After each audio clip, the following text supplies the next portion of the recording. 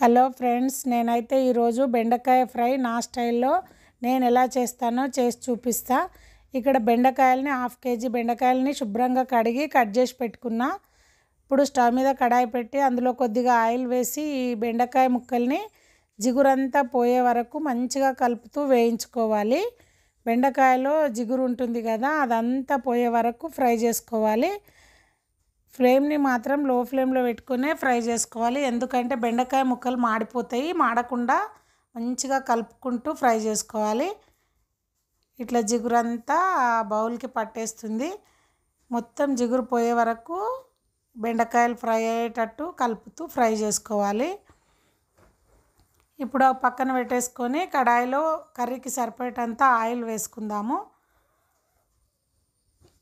ఈ oil heat అయిన తర్వాత ఉల్లిపాయ ముక్కలు, కరివేపాకు వేసుకుందాము.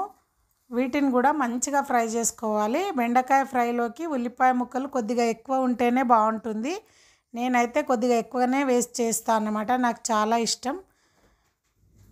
వీటిని కూడా మంచిగా ఫ్రై చేసుకోవాలి. బెండకాయ ఫ్రైలో ఆనియన్స్ని మంచిగా ఫ్రై చేసుకుంటేనే టేస్ట్ వస్తుంది.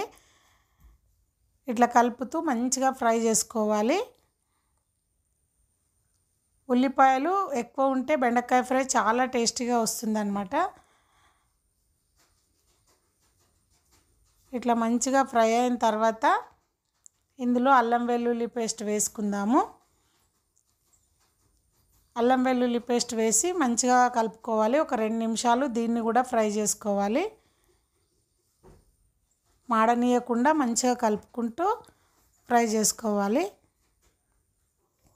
ఇందులోనే మనం కొద్దిగా పసుపు కూడా వేసుకొని ఒక 2 నిమిషాలు కలిపి మంచిగా ఫ్రై చేసుకోవాలి, పచ్చివాసన పోయే వరకు. చాలా అంటే చాలా బాగుంటుంది బెండకాయ ఫ్రై, నాకైతే చాలా ఇష్టం. ఇట్లా మంచిగా ఫ్రై అయిన తర్వాత మనం ఇందులో ముందుగా ఫ్రై చేసి ఉంచుకున్న బెండకాయ ముక్కల్ని కూడా వేసేసుకుందాము. బెండకాయ ముక్కల్ని ఓపికతోటి ఇట్లా సన్నం కట్ చేసుకుంటే చాలా అంటే చాలా బాగా వస్తుందండి ఫ్రై. పెద్ద పెద్ద ముక్కలు కాకుండా ఇట్లా సన్నము కట్ చేసుకోవాలి, చాలా బాగా వస్తుంది, తొందరగా ఫ్రై అవుతుంది. ఇప్పుడు వీటన్నిటిని కూడా ఇంకొక 2-3 నిమిషాలు ఆయిల్లో ఫ్రై చేసుకోవాలన్నమాట. ఇంకేమన్నా జిగురు ఉన్నా కూడా పోతుంది.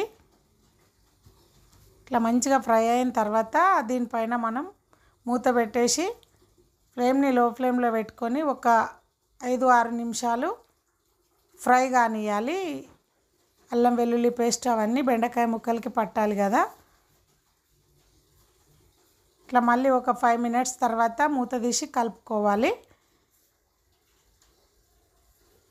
చూసారా, మంచిగా ఫ్రై అయిపోయింది కదా. ఇప్పుడు దీంట్లో మనం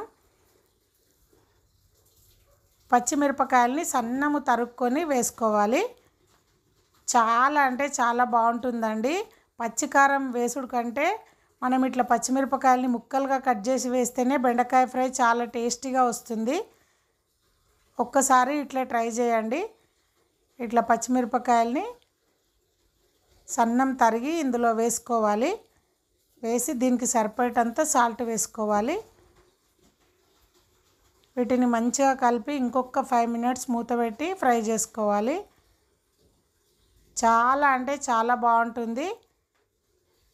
పచ్చిమిరపకాయలని కారం కంటే ఇట్లా చిన్న చిన్న ముక్కలుగా వేసుకుంటే ఈ బెండకాయ ఫ్రై చాలా అంటే చాలా బాగుంటుందండి. చపాతీలోకి, జొన్న రొట్టెలోకి, రైస్లోకి కూడా చాలా బాగుంటుంది.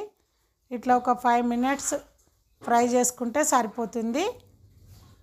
మన బెండకాయ ఫ్రై రెడీ అయిపోయిందన్నమాట.